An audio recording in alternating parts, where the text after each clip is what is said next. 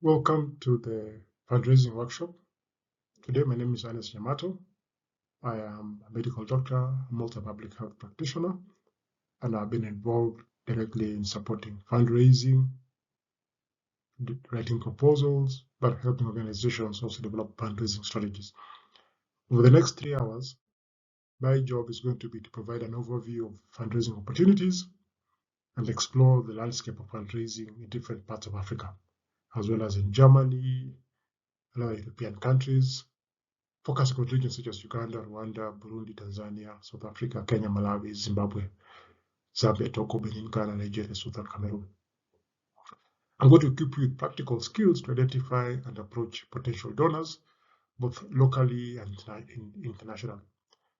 I hope to enable you to develop and write tailored fundraising strategies that align with your project goals and local contexts, and also to promote practical application and engage you in practical group work to apply the concepts learned and hopefully help you to develop fundraising strategies. So let's spend about 10 minutes. What do you believe in? What is your purpose as a person? What do you believe in and what do you believe in and why do you believe what you believe in and your purpose? How do you express what you believe in? What is the impact of your purpose? What are the three most important things that you need to achieve your purpose as an organization? So what do you believe in? What is your purpose? Why do you believe what you believe in? And how do you express what you believe in? And what is the impact?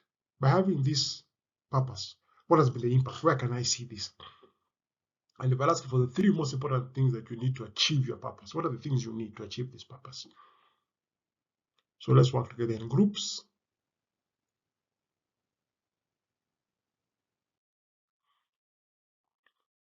So in terms of fundraising, what we're seeing in the two different continents is this.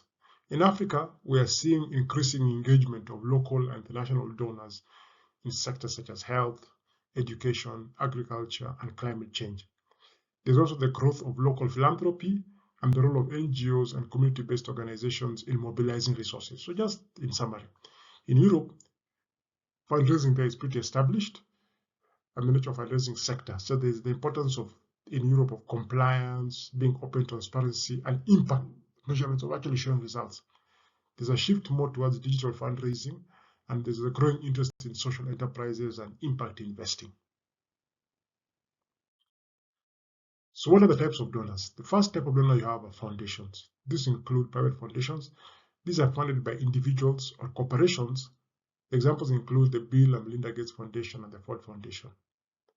We also have community foundations. These are funded by and serve local communities, focusing on community-specific issues. Then we have corporate foundations established by corporations to support philanthropic activities aligned with their business interests and corporate social responsibility. For example, the Coca-Cola Foundation, the MasterCard Foundation.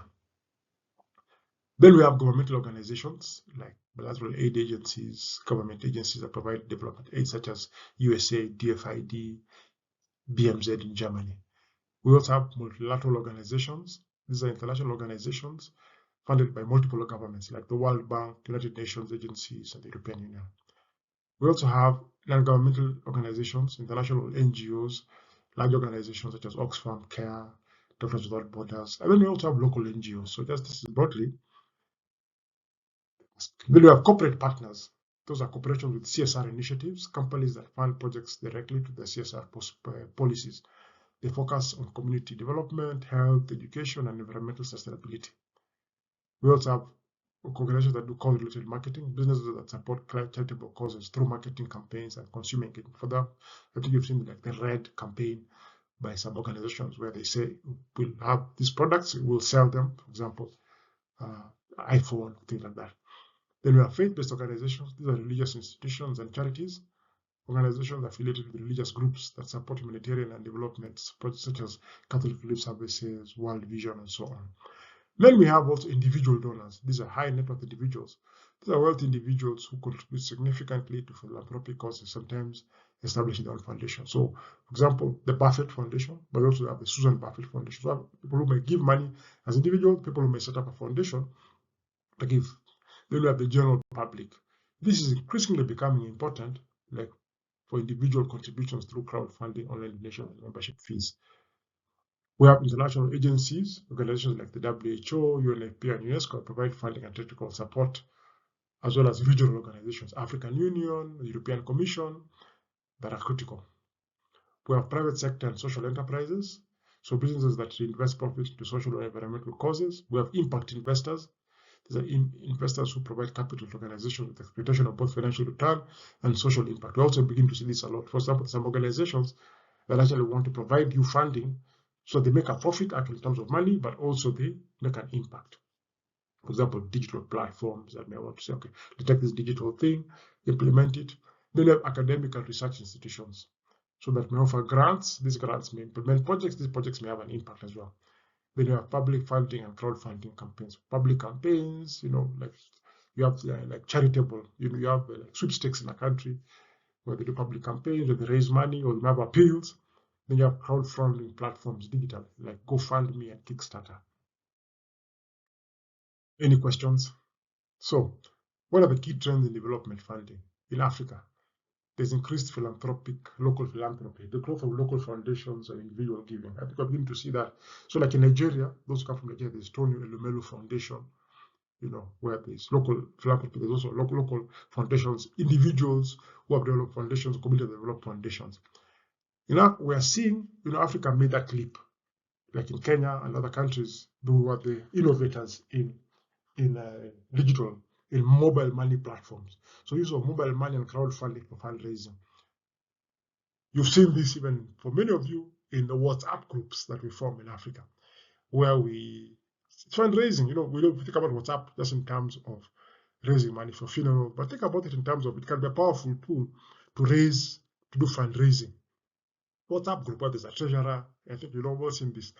Then you have public-private partnerships, collaboration between government and the private sector. These are key, important ones where they're bringing in private organizations to do social impact bonds, public-private partnerships, and increasingly they don't want to just fund support, giving food. They don't look at sustainability. How do we and I'm thinking of doing some of those training, things like that. In Europe, again, I said it's impact investing in rising interest in funding projects with measurable social and environmental impact, CSR and corporate partnerships, companies looking to align with social causes as part of their corporate social responsibility. Climate justice, climate change is a big one. Diversity is a big one. Then there's technology and innovation. So utilization of data analytics and digital tools for donor engagement and fundraising efficiency. So we've seen artificial intelligence now is playing a huge role in helping them identify how we actually achieving impact. So they do what's called social listening. They come to social media, they see whether they're getting impact, they see whether they're seeing an effect, people are sharing stories. So technology is playing a huge role.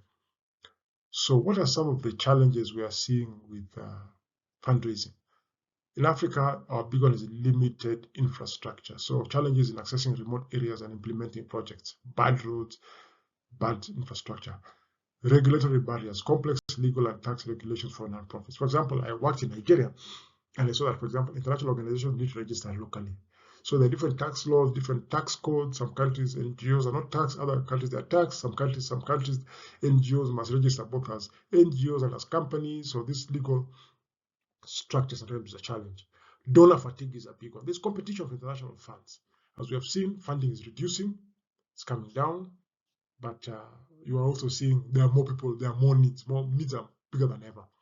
In Europe, the big challenge is compliance, stringent regulations, and financial reporting and transparency. So, for example, in some of the work that I do with the American government, with the Dutch government, other people, is that they will send even a 50-something page document of the things you must comply with. Where you buy it, if you are buying anything by the project, what are the things you must do, where you must buy them from, the code original, where do you source?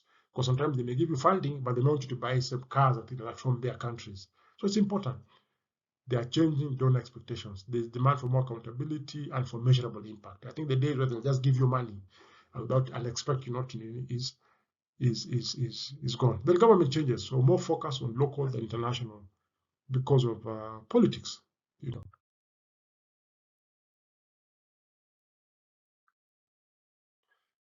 So what are the opportunities in fundraising? I'll sort of summarize this quickly before I go into some details. So there's opportunities for cross-continental collaboration.